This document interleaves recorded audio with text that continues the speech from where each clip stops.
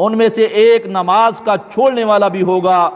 قیامت کے روز اس کے ہاتھ بندھے ہوئے ہوں گے اور فرشتے اس کے منہ اور پیٹھ پر مار رہے ہوں گے۔ جنت کہے گی کہ میرے تیرے ساتھ تعلق کوئی واسطہ نہیں ہے، نہ تو میرے لیے ہے نہ میں تیرے لیے ہوں۔ دوزخ کہے گی تو میرے پاس آ جا، میں تیرے لیے ہوں اور تو میرے لیے ہے۔ حافظ ابن حجر نے زواجر میں ایک دردناک عبرتناک واقعہ لکھا ہے کہ ایک عورت کا انتقال ہو گیا، اس کا بھائی اس کو دفن کرنے میں شریک تھا، اتفاق سے دفن کرتے وقت ایک تھیلی قبر میں گر گئی، اس وقت اٹھانے کا خیال نہ آیا، بعد میں یاد آئی تو بہت فکر ہوا، چپکے سے جا کر اس نے قبر کو کھودا کہ وہ میں تھیلی نکال کے لے آؤں، ارادہ کیا، جا کر قبر کو کھولا تو کیا دیکھتا ہے، وہ آگ کے شعلوں سے بھری ہوئی ہے قبر، پوری قبر جو ہے وہ آگ سے بھڑک رہی ہے، اس کو لگی ہوئی ہے۔ روتا ہوا واپس اپنی ماں کے پاس گیا، حال بیان کیا اور پوچھا کہ کیا بات ہے؟ اس کی ماں نے بتایا کہ یہ نماز میں سستی کرتی تھی، سستی پڑھتی نہیں، یہ نہیں کہا کہ پڑھتی نہیں تھی، یہ بات کو غور سے سنیے گا،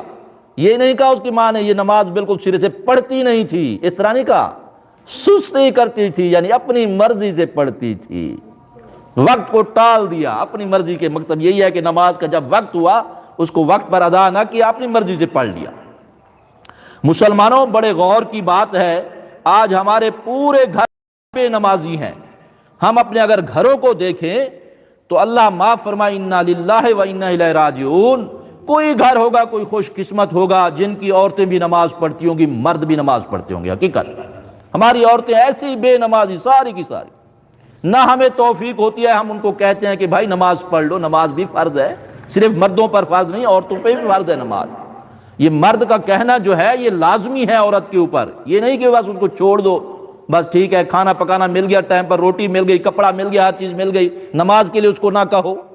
نہیں، کہنا فرض ہے یہ مرد کے اوپر، اس کے اوپر سختی بھی کر سکتے ہو عورت کے اوپر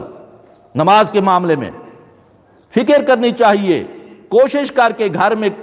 کریں کہ گھر میں کوئی بھی بے نمازی نہ رہے، نہ کوئی مرد بے نمازی رہے، نہ کوئی عورت بے نمازی رہے، نہ کوئی ہمارا بچہ بے نمازی رہے، اور ورنہ اس کے نماز کے چھوڑنے کا وبال جو اس پر بھی آئے گا، اس لیے کہ دنیا کا جو وبال ہے وہ سب پر آتا ہے۔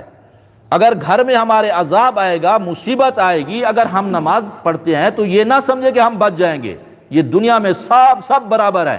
اس عذاب کے اندر ہم مصیبت میں ہم بھی پھنس جائیں گے۔ اللہ تبارک و تعالیٰ سے دعا کرتے ہیں اللہ تبارک و تعالیٰ ہمیں سمجھنے کی، عمل کی توفیق نصیب عطا فرمائے،